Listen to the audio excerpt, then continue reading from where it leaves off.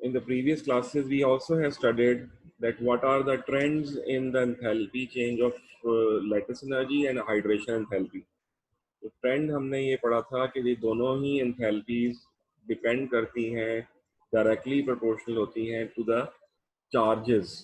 Q1 Q2 over r square का formula मैंने आपको बताया था, और ये फार्मूला दोनों एनर्जीज के ऊपर अप्लाई होता है।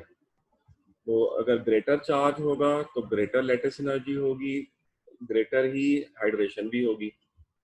अगर साइज छोटा होगा कैटायन का या एनायन का, तो चूंकि इन्वर्सली प्रोपोर्शनल है रेडियस, तो साइज छोटा होगा कैटायन एनायन का, तो लेटिस एनर्जी भी ज़्यादा होगी, हाइड्रेशन एंथैल्पी भी ज़्यादा एक्सोथर्मिक होगी। So charges are directly proportional to the hydration enthalpy and lattice energy, and radius is inversely proportional.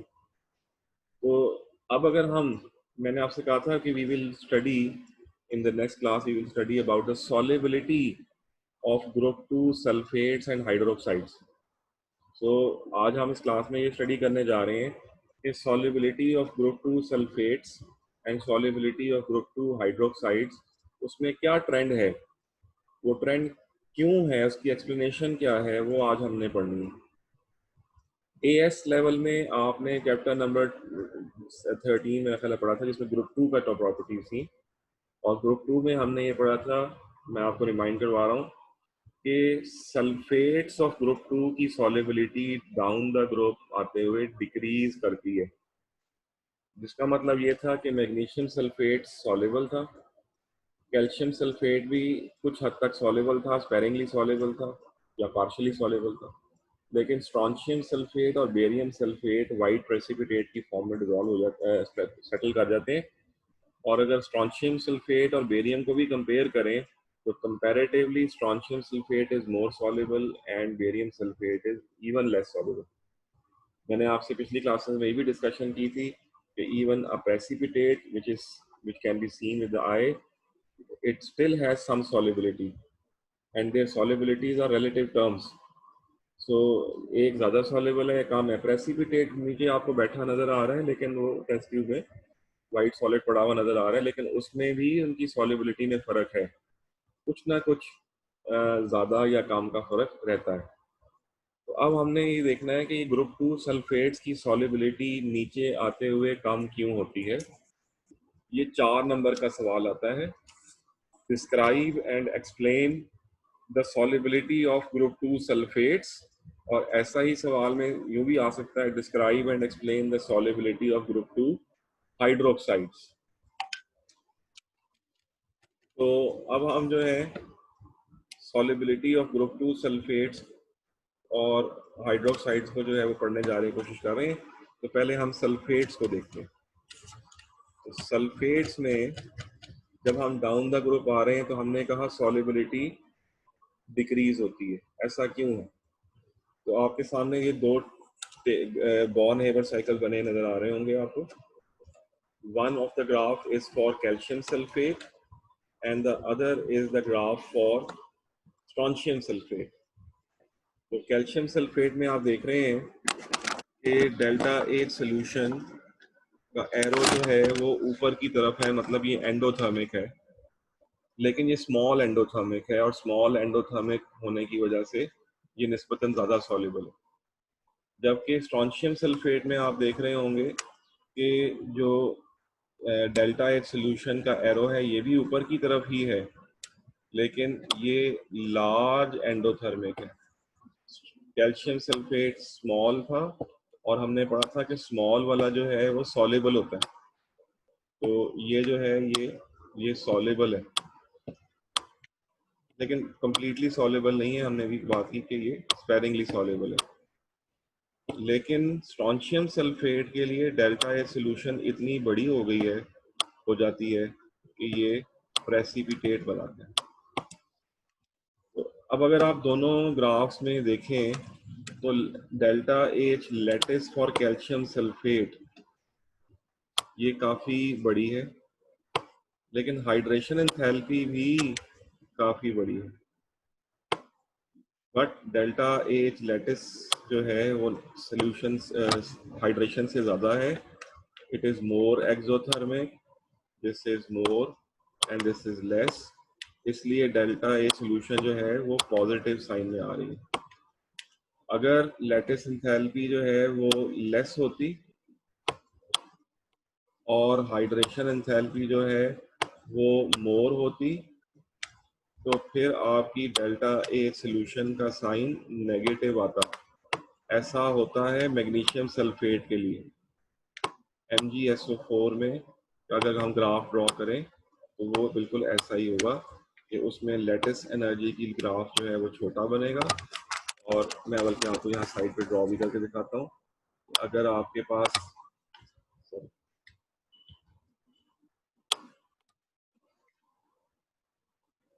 Let's say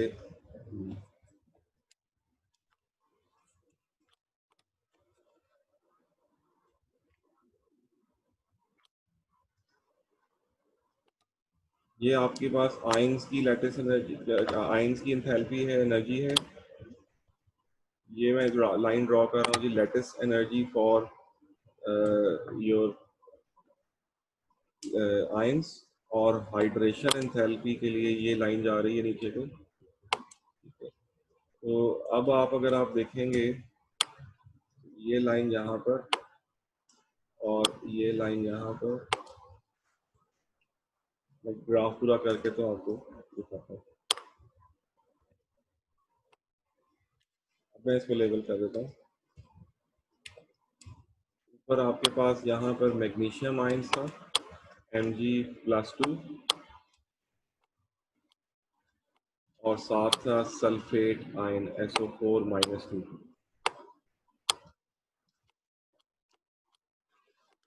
ठीक है जी। तो यहाँ पर आपने लेटिस एनर्जी जब की तो MgSO4 सॉलिड बन गया, MgSO4 सॉलिड बन गया। ये जो एनर्जी थी ये लेटिस एनर्जी थी। जबकि दूसरी लाइन जो है ये हाइड्रेशन एंथैल्पी है दोनों आयंस की मिला के, ये मोर एक्सोथर्मिक है। और नीचे यहाँ पर जो हमारे पास है वो आयंस है Mg+2 एक्वस,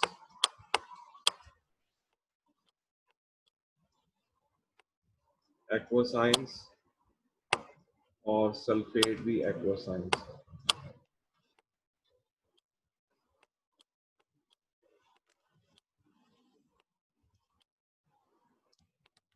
आपकी डेल्टा एक सोल्यूशन देखें, ये डेल्टा एक सोल्यूशन का साइन एरो नीचे की तरफ चला गया और इसका साइन नेगेटिव। लेटिस एनर्जी का साइन भी नेगेटिव, हाइड्रेशन का साइन भी नेगेटिव। लेकिन lattice energy is less exothermic, इसकी देखें लाइन छोटी है। Hydration is more exothermic.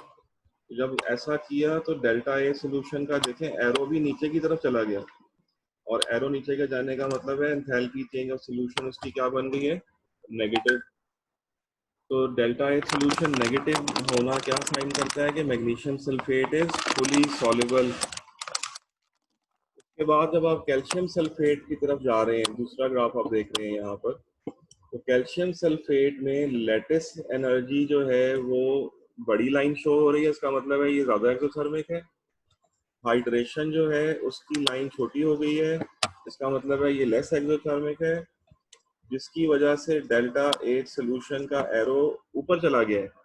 और ऊपर जाने का मतलब है कि इसका साइन पॉजिटिव हो गया है और अब ये एंडोथर्मिक है। लेकिन क्योंकि अभी हमने बात की थी लास्ट क्लासेस में भी कि अगर delta H solution enthalpy change solution अगर स्मॉल पॉजिटिव भी हो तो वो सॉल्ट सॉल्युबल होता है। तो calcium sulphate is not fully soluble, it is slightly soluble और स्पेरिंगली सॉल्युबल। जब आप कैल्शियम सल्फेट के ग्राफ से स्ट्रॉन्शियम सल्फेट के ग्राफ की तरफ जाके देख रहे हैं तो उसमें lattice energy still is quite large and hydration enthalpy has gone too small, बहुत छोटी हो गई है, जिसकी वजह से लेटिस एनर्जी और हाइड्रेशन का जो डिफरेंस है ये बहुत बड़ा हो गया है और ये लार्ज पॉजिटिव में निकल गया है, जिसकी वजह से स्ट्रॉन्शियम सल्फेट पीपीटी है। अब ऐसा क्या हो रहा है जिसकी वजह से आपको मैग्नीशियम सल्फेट की लेटिस एनर्जी में की लाइन छोटी है और उसकी हाइड्रेशन की लाइन बड़ी है, लेकिन कैल्शियम सल्फेट में ये उलट हो गया है और स्ट्रॉन्शियम सल्फेट में ये और ज़्यादा प्रोनाउंस हो गया है कि लैटिस एनर्जी बड़ी है और हाइड्रेशन बहुत ही छोटी सी रह गई। तो अगर हम याद करें तो नीचे आते हुए ग्रुप 2 में फ़र्क क्या पड़ रहा है? फ़र्क सिर्फ ये पड़ रहा है कि आप मैग्नीशियम आयन से जा रहे हैं टूवर्ड्स स्ट्रॉन्शियम आयन की तरफ, Sr+2 की तरफ। तो इसमें फ़र्क क्या पड़ रहा है? रेडियस डिक्रीज कर रहा है, ना तो चार्ज में कोई फ़र्क आ रहा है और सिर्फ फ़र्क आ रहा है तो किसमें फ़र्क आ रहा है? उसके साइज़ में, कैटायन के साइज़ में। एनाइन में भी कोई फ़र्क नहीं है, तीनों एग्जांपल्स में तीनों सल्फेट्स हैं, एनाइन भी सेम है, कैटायन का चार्ज भी सेम है, सिर्फ चेंज किस में आ रही है down the group? Or decrease हो रहा है। आर डिक्रीज होने से लैटिस एनर्जी को क्या फर्क पड़ना चाहिए? हमने पढ़ा था लैटिस एनर्जी जो है वो इन्वर्सली प्रोपोर्शनल है, तो लैटिस एनर्जी को लेस एक्सोथर्मिक होना चाहिए, डिक्रीज होना चाहिए। लेस एक्सो, डिक्रीज का मतलब है, हमें सही प्रॉपर वर्ड लिखना चाहिए, लेस एक्सो होना चाहिए। पहले मोर एक्सोथर्मिक थी, लेकिन जैसे जैसे नीचे आते हुए जो है वो लेस एक्सोथर्मिक हो रहा है। नीचे आते हुए डिक्रीज नहीं हो रहा, इंक्रीज हो रहा है, काइंडली इसको करेक्ट करें। नीचे आते हुए साइज में इंक्रीज आ रहा है, नॉट डिक्रीज, साइज इंक्रीज कर रहा है, और साइज इंक्रीज करने से लैटिस एनर्जी लेस एक्सोथर्मिक हो रही है। नीचे आते हुए डेल्टा एच हाइड्रेशन भी डिक्रीज हो रही है।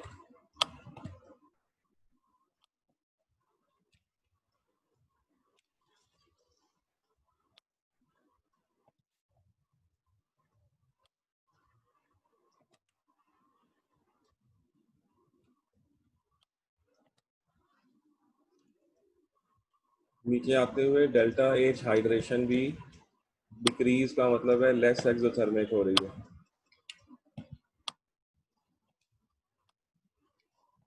ये भी लेस एक्सोथर्मिक हो रही है।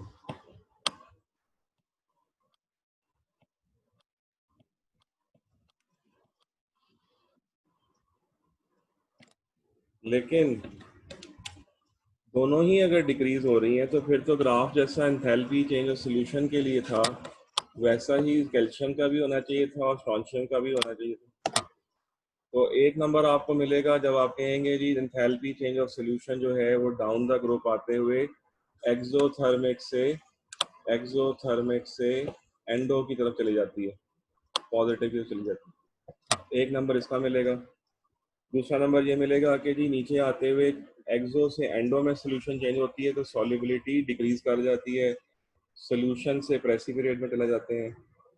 तीसरा नंबर ये मिलेगा कि रेडियस नीचे आते हुए इंक्रीज करता है, जिससे लैटिस एनर्जी भी और हाइड्रेशन भी दोनों लेस एक्सोथर्मिक हो जाते हैं। तीसरा नंबर यहाँ मिल गया। अब फोर्थ मार्क जो कि एक खास पॉइंट है जिसकी वजह से ये ग्राफ जो है ये टिल्ट इन्वर्ट हो गया है फ्रॉम मैग्नीशियम टू कैल्शियम, वो ये है कि लैटिस एनर्जी जो है ये तकरीबन it shows a very small change, इसमें बहुत ही स्मॉल चेंज आता है, it decreases to a very small extent for a large sulfate ion. This decrease this less exothermic हो रहा है, ये डिक्रीज ये चेंज बहुत छोटी है, जबकि हाइड्रेशन जो है ये लार्ज या शार्प डिक्रीज करती है। इसमें जो चेंज है वो लार्ज है और यही चीज़ आपको ग्राफ में दिखाई भी दे रही होगी कि ये लार्ज चेंज करती है फॉर सल्फेट आयन। ये सल्फेट का साथ लिखना है कि for large sulphate ion lattice energy decreases less sharply but enthalpy change of hydration decreases much sharply। तो आप ये देखिए कि मैग्नीशियम सल्फेट में हाइड्रेशन की लाइन कितनी लंबी थी, लेकिन वो कैल्शियम में जाके इतनी छोटी हुई अचानक से, जबकि लेटिस एनर्जी मोर और लेस तकरीबन उतनी ही रही। सपोज करें कि वो -200 थी तो वो -190 हो गई। ठीक है, सिर्फ 10-20 का फर्क पड़ा उसके अंदर। लेकिन हाइड्रेशन जो थी वो -300 से -150 पे चली गई, ऑलमोस्ट हाफ हो गई। तो लेटिस एनर्जी तकरीबन उतनी ही रही, लेकिन हाइड्रेशन शार्पली डिक्रीज कर गई। इसने बहुत शार्प डिक्रीज शो किया आपको, और इस शार्प डिक्रीज की वजह से यहाँ पर भी देखें ये बहुत शार्पली डिक्रीज करके ऊपर चला गया, और ये तकरीबन उतने का उतना ही रहा। इसने भी डिक्रीज शो किया, ये यहाँ पहुंच गया, ये यहाँ रह गया, तो ग्राफ उल्टा हो गया। तो down the group for large sulphate ion, fourth mark आपको किस चीज़ का मिलेगा?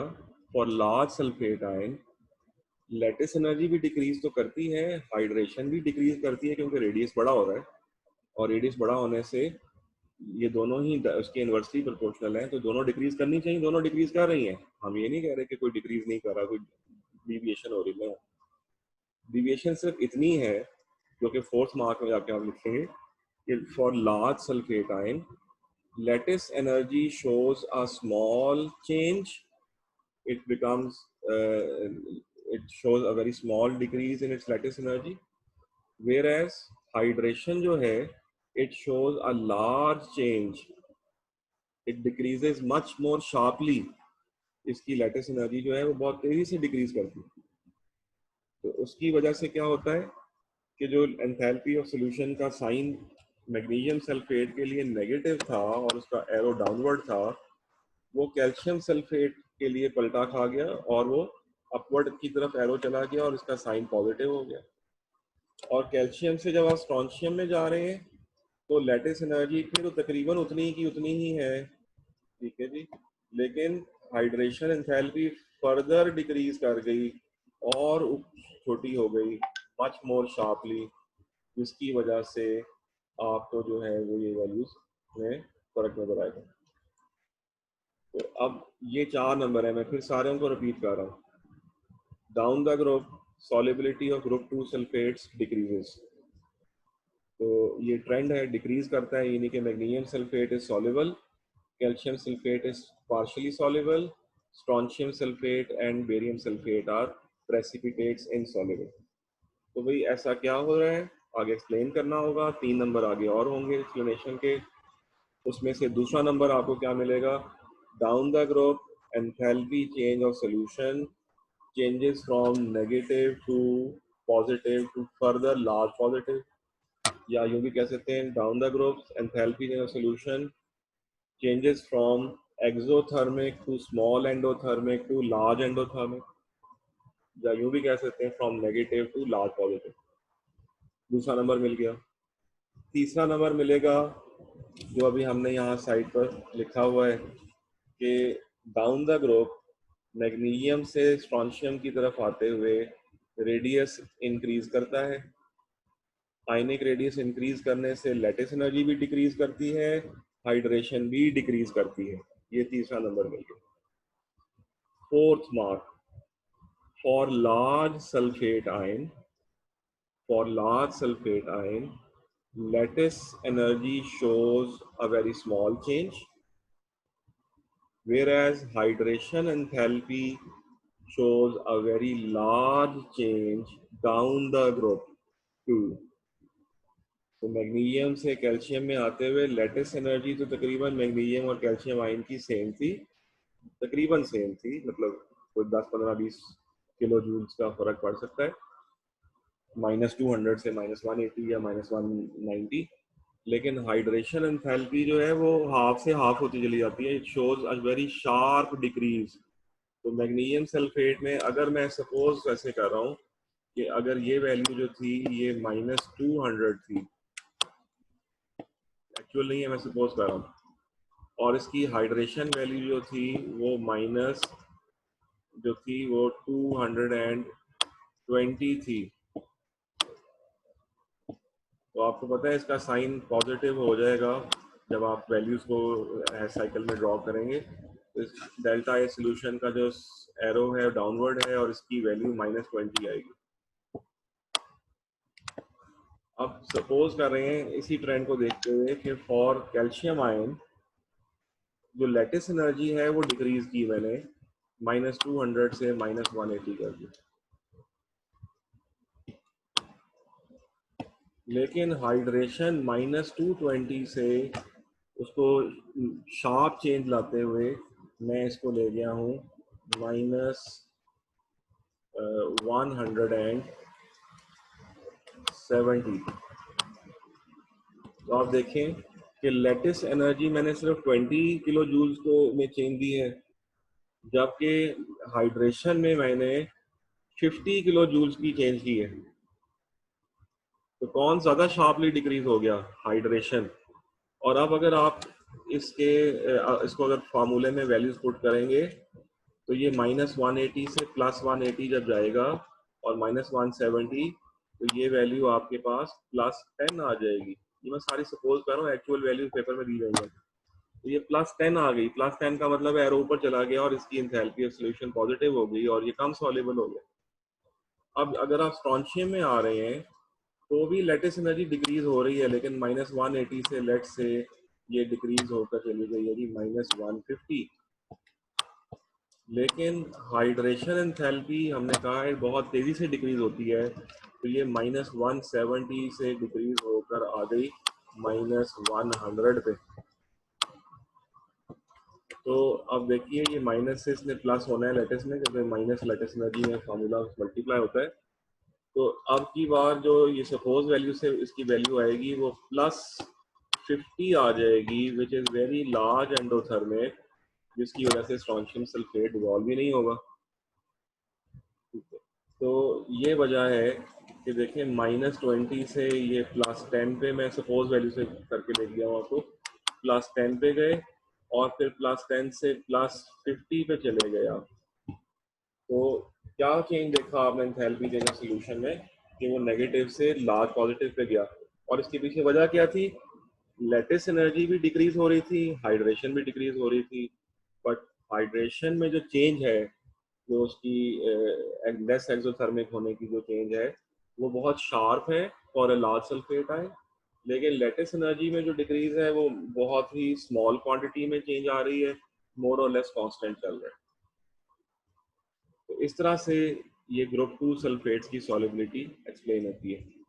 तो अभी I got a notification that the time for the class will and in couple of minutes. So I'll be sending you a new invite. Please wait for 2-3 minutes. मैं इसको यहाँ पर जो है वो स्टॉप कर रहा हूँ।